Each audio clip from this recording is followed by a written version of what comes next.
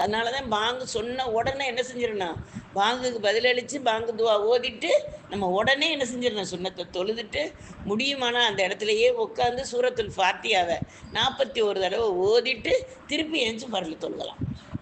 இல்லை நான் சுண்ணத்தை தொழுதுடுவேன், அப்புறம் ஃபர்லையும் தொழுதுட்டு நான் ஓதுவேன்டா, அப்படியும் ஓதலாம். ஆக மொத்தம் சுண்ணத்தை நம்ம என்ன செய்யணும், பாங்கு சொன்ன உடனே அந்த அந்த டயத்திலேயே அந்த டயத்திலேயே. ஏன்னா இக்காமத்தும் ஃபர்லுக்கும், அதாவது பாங்குக்கும் இக்காமத்துக்கு நடுவில் துவாக்கள் கபலாக்கப்படுற நேரம்.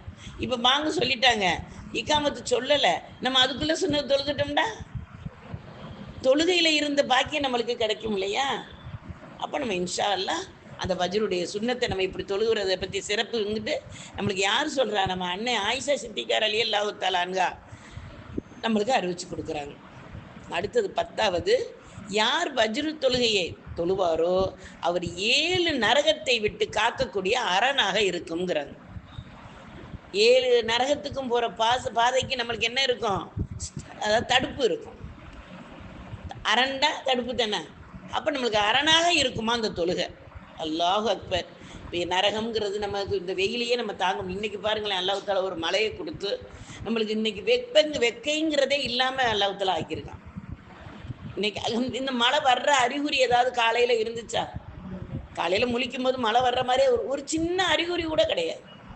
மழை வர்றதுக்கு ஒரு அரை மணி நேரத்துக்கு முந்தி தான் அந்த மேகம் வந்துச்சு, ஒரு மழையை அல்லாஹ் தஆலா கொடுத்தான். அல்லாஹ் இதை எல்லா படைப்புக்கும் உகந்த மழையாக, நோய் நொடியிலிருந்து காக்கக்கூடிய மழையாக, நம்மளுக்கு ரஹ்மத்தான மழையாக அல்லாஹ் தஆலா ஆக்கி கொடுக்கணும் அப்படின்னு நம்ம இன்ஷா அல்லாஹ் துவா செய்வோம். நம்ம மழை வருதுன்னா நம்ம நினைக்கிறோம் நம்ம கேட்ட துவா நம்மளுக்காக தான் எல்லாம் தண்ணியை கொடுக்குறான்னு. இல்லை, ஆடு மாடுகள் இளைஞனங்கள் கேட்குற துவா, மரங்கள் கேட்குற துவாவுக்கு தான் எல்லாம் மழையை கொடுப்பானோ. மழை கேட்டிருக்கோம், மரங்கள் கேட்டிருக்கோம், எல்லாம் அந்த வெயிலே என்னால் காய முடியல மழையை கொடுன்னு நல்லா கொடுத்துட்டான். அதில் நம்ம எல்லாம் என்ன செஞ்சுருக்கோம், அந்த வெக்கை இல்லாமல் இன்றைக்கி நம்ம உட்காந்துருக்கோம். அப்போ அந்த அடிப்படையில் நரகத்திலேருந்து அவெல்லாம் நம்மளை பாதுகாக்கிறேன்டா, எவ்வளோ பெரிய பாக்கியம்.